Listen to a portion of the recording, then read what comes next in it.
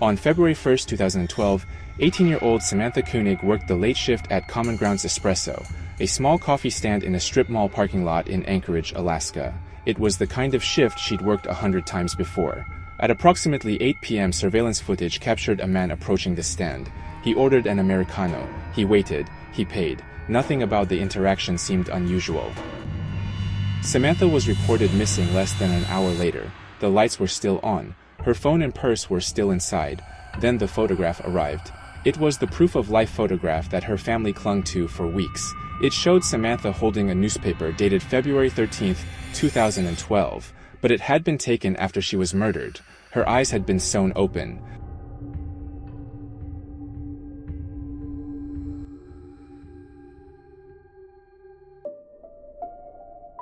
The man who ordered the Americano was named Israel Keyes. He was 34 years old. He was a father. He was a small business owner. He ran a handyman and construction company in Anchorage. He had no criminal record. Neighbors described him as quiet, helpful, the kind of guy who'd plow your driveway after a snowstorm without being asked. Here's what they didn't know. Israel Keyes had been killing people for over a decade. Not in Alaska, not in any one place. He killed across the entire continental United States, driving, flying, renting cars, crossing state lines, and then returning home as if nothing had happened. The FBI would later describe him as one of the most methodical, patient, and terrifying serial killers they had ever encountered. Not because of the number of victims, though that number is still unknown, but because of how he operated. Keyes didn't have a type. Most serial killers do. Ted Bundy targeted young women with dark hair parted down the middle. John Wayne Gacy targeted teenage boys. Keyes targeted strangers, and being a stranger was the only unifying characteristic. Male, female, young, old, it didn't matter. He told the FBI, "I didn't have a preference." That lack of a victim profile was deliberate.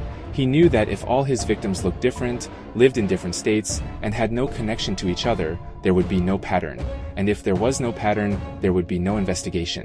He was right. For over a decade. But here's what they found buried in the ground, and it changed the FBI's understanding of how serial killers operate.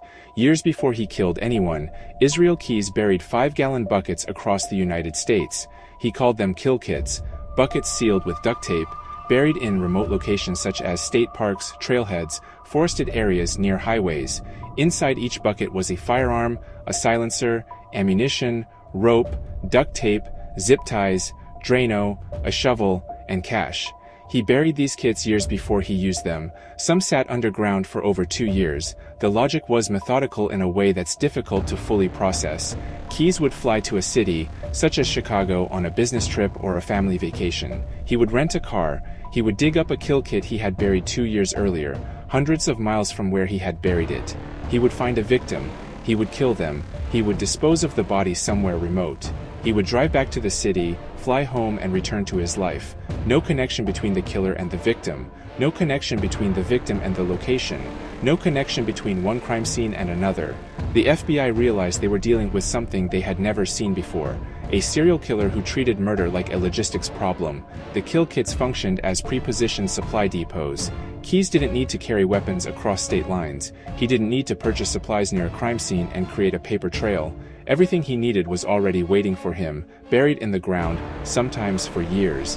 When investigators asked him how many kill kits he had buried, Keyes smiled. He said he'd buried enough that he couldn't remember the exact number. He estimated there were still kits out there with weapons, silencers, and evidence that law enforcement has never found. They're still buried, as of this recording. Eventually, it was a woman's photograph would finally bring the FBI to his door. By 2012, the logistics were breaking down. Keyes had been killing for over a decade without detection, and that lack of detection, counterintuitively, became the problem. He had gotten away with it so thoroughly, for so long, that he began to feel, in his own words, invincible. Samantha Koenig was different from his previous victims. For the first time, Keyes killed someone in his own community, someone local, someone whose disappearance would generate immediate attention. Her boyfriend had arrived to pick her up that night and found the coffee stand empty. Then the text messages started arriving from Samantha's phone. She was sending messages to her boyfriend and her father. She was sorry. She was with friends. She'd be home soon. To anyone reading them, they sounded like a teenager who'd made a bad decision and was embarrassed about it. But Keyes was the one sending those texts. He had driven Samantha to a shed on his property, killed her, and then spent the next several weeks constructing an elaborate ransom scheme. He demanded $30,000 from her family, not because he needed the money, but because the ransom narrative bought him time and created confusion. And then he took the photograph. He posed Samantha Koenig's body after death, holding a newspaper dated February 13th. He sewed her eyes open with fishing line. He took the photograph and sent it to her family as proof that she was alive. A forensic pathologist later examined the image. The eyes, he said, had none of the capillary movement, none of the micro-expressions, none of the involuntary muscle activity that living human eyes exhibit. Even without the newspaper, the photograph was a confession. You just had to know how to look at it. Keyes flew to Texas using Samantha's debit card, withdrawing cash along the route. He rented a car. He was driving through the small town of Lufkin, Texas, when a highway patrol officer ran his license plate. The officer noticed the debit card didn't match Keyes' name. He asked a few questions that were routine, low-key, nothing aggressive, but Keyes had never been questioned by law enforcement before. He had never even been pulled over. The man who had evaded the FBI for over a decade was arrested at a routine traffic stop. What happened next is one of the most extraordinary interrogation sequences in FBI history. Keyes was flown back to Anchorage and placed in a federal holding cell. For weeks he said nothing. He was cooperative, polite, even friendly, but he offered no confession. And then from his cell he made a request. A simple one. He wanted a cigar. The FBI interrogators, led by Assistant U.S. Attorney Kevin Feldis and Special Agent Jolene Godin, recognized the opening. Keyes didn't want a lawyer. He didn't want a deal. He wanted to talk, but on his terms, at his pace, trading information for small, almost trivial requests. A cigar, a Snickers bar, a cup of coffee. The interrogation footage is difficult to watch, not because Keyes is aggressive or unhinged. He's the opposite. He's calm, articulate, cooperative. He speaks about his crimes with the detached precision of someone describing a work project. He tells the agents, "There's no one who knows me or who's ever known me who knows anything about me." That line isn't bravado. It is, as far as the FBI can determine, a statement of literal fact. Then he started talking about the Curriers. In June of 2011, 8 months before Samantha Koenig, Israel Keyes flew from Anchorage to Chicago. He rented a car. He drove to Vermont. He had never been to Vermont before. He had no connection to anyone in the state. He selected the town of Essex essentially at random. It was a small, quiet community near Burlington where houses were spaced far apart and neighbors didn't ask questions. Bill and Lorraine Currier lived on a quiet street in Essex. Bill was 50 years old. Lorraine was 55. They had no connection whatsoever to Israel Keyes. They had never met him, never seen him, never heard his name. On the night of June 8, 2011, Keyes approached their house. The back door was either unlocked or he broke the lock. The details remain unclear. He entered the home wearing a headlamp and carrying a silenced pistol. He bound Bill and Lorraine with zip ties. He drove them to an abandoned farmhouse he had scouted earlier that day, a location he had selected not because of any personal significance, but because it was isolated, structurally unsound, and unlikely to be visited. Inside the farmhouse, Keyes shot Bill Currier. He then essayed Lorraine. Then he shot her too. He set the farmhouse on fire and drove back to Chicago.